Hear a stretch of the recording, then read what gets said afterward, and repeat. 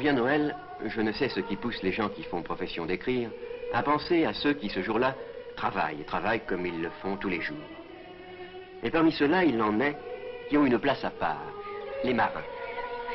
Cela nous a valu des pages célèbres sur les travailleurs de la mer et des chansons rengaines sur les Noëls en mer. Parmi ces travailleurs de la mer, une mention spéciale est faite aux gardiens de phare, et l'on a coutume de s'apitoyer sur ce qu'il est convenu d'appeler leur noble et dur métier. Mais si nous sommes ici, à Saint, si nous embarquons pour le phare d'Armen avec Germain Carvel, qui va pour la dernière fois prendre son tour de garde, ce n'est pas pour sacrifier à cette littérature de confiseur.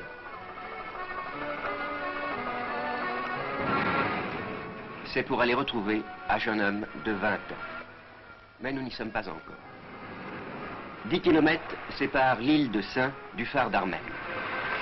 10 kilomètres à parcourir sur cette chaussée de Saint pavée de rochers meurtriers. 10 kilomètres d'une mer toujours houleuse. Pour enfin approcher de ce phare.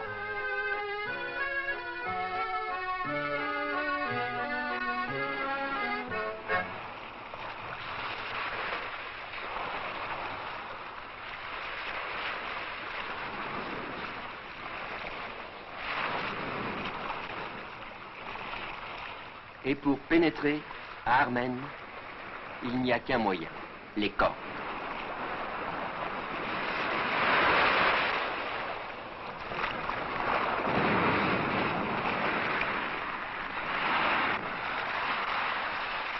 Ce chemin de corde qu'emprunte pour l'avant-dernière fois Germain Carvel.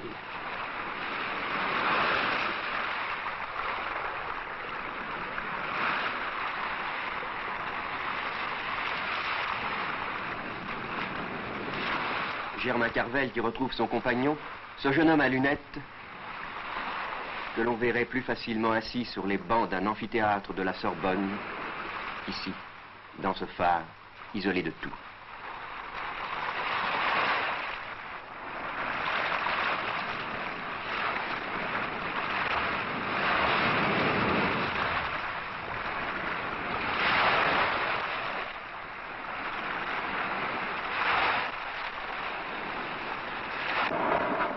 Armen, la pierre en breton, est bâtie sur un rocher que la mer découvre 5 fois l'an, lors des grandes marées. Pensez, il a fallu 30 ans pour construire ce phare. 30 ans, car pour poser les fondations, les ouvriers ne pouvaient travailler que 10 heures par an. Oui, vous avez bien entendu, 10 heures par an. Aujourd'hui, Armen élève solitaire ses 34 mètres au-dessus des flots.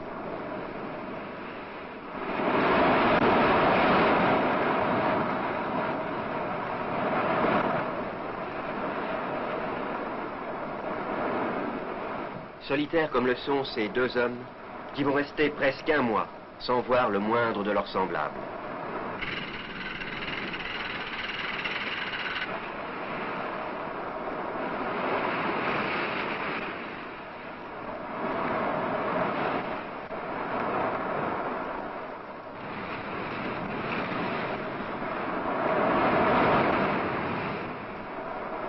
Deux hommes, un vieux loup de mer et un tout jeune garçon, gardien de phare lui aussi.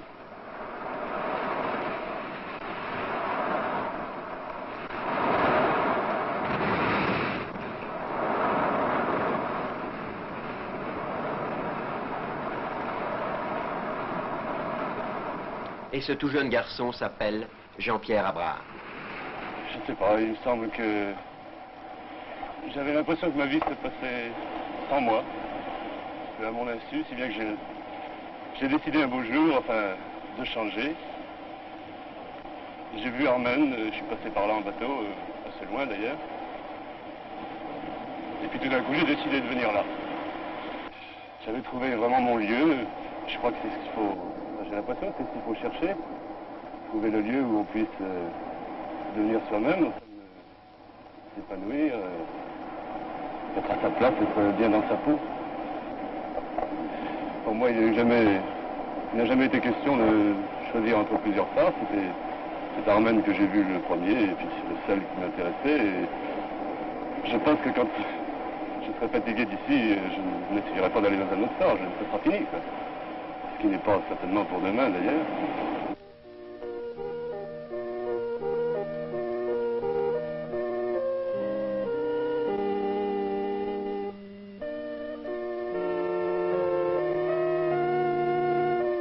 Ce jeune homme n'est pas un rêveur ni un songe creux, non.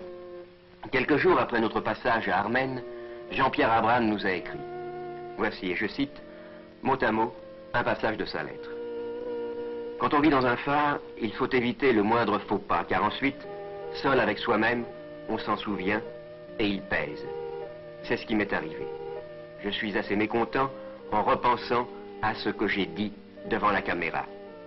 Ça aurait dû être beaucoup plus net, plus solide. Plus net, plus solide, aux jeunes garçons exigeants. N'est-ce pas du net et du solide et du réel, ces pierres, ces cuivres, du solide, comme cette porte de chêne qu'il faut bloquer avec des étais de bronze pour éviter que la mer ne l'enfonce.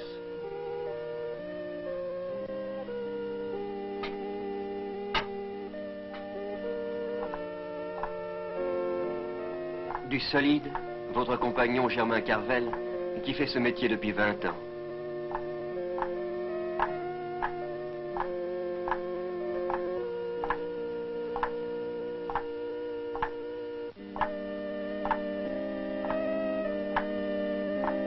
Alors que vous, Jean-Pierre Abraham, vous avez un peu plus de 20 ans. Et cependant, Germain Carvel a son certificat d'études.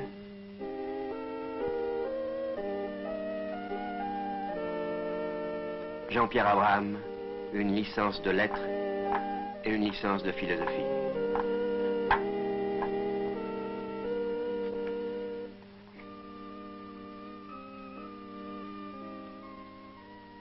Oui, Roche-Gautier éteint. À bord de Panama. Tir contre-avion.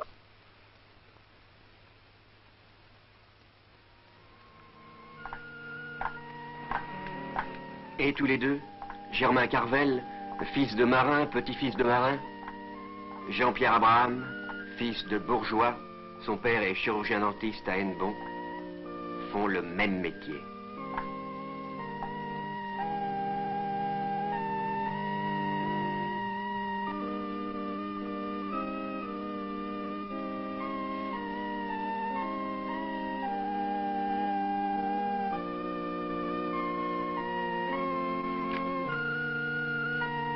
Ce métier pour lequel Jean-Pierre Abraham n'était pas né n'a pourtant pas provoqué de rupture au sein de sa famille. Ah ben, mes parents dans cette histoire ont été absolument extraordinaires, vraiment. Je crois que c'est très très rare ce qu'ils ont fait. Quand je les ai avertis de ma décision, je les ai avertis par lettre d'ailleurs. C'était peut-être plus prudent, enfin j'ai préféré. Je n'ai pas vu leur réaction immédiate donc, mais presque par retour de courrier, j'ai reçu une lettre de mon père, formidable, tout à fait d'accord, comprenant très bien ce que je faisais. Et dans cette lettre en particulier, il y avait une phrase que j'ai retenue parce que c'était vraiment ça. Mon père me disait, il vaut beaucoup mieux réussir sa vie que réussir dans la vie. C'était pas qu'en fait. Mais si je suis venu là, c'est aussi par rapport aux gens, parce que je ne suis pas venu en aigri, du tout. Au contraire, c'est parce que j'aime la vie, c'est parce que j'ai refusé d'être déçu par la vie que je suis venu là. Comprenez-vous? Si bien que je crois que je vois les gens sous une meilleure perspective maintenant, il me semble. Il me semble que leur côté décevant, leur côté médiocre, minable, au fond, c'est pas tellement important, quoi. Tandis que la petite part qu'on se trouve quelquefois, la petite part incassable des gens, ça, c'est vraiment la part réelle chez eux, c'est celle qui compte. Et en prenant un peu de recul ici, je crois que c'est ça que je vois. Armen, je vous le rappelle, cela veut dire la pierre en breton. Oui, Armen, c'est la pierre de base, c'est la pierre de touche pour moi.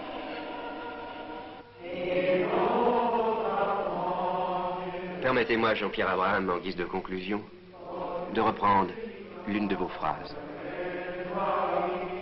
L'important n'est pas de réussir dans la vie, mais de réussir sa vie.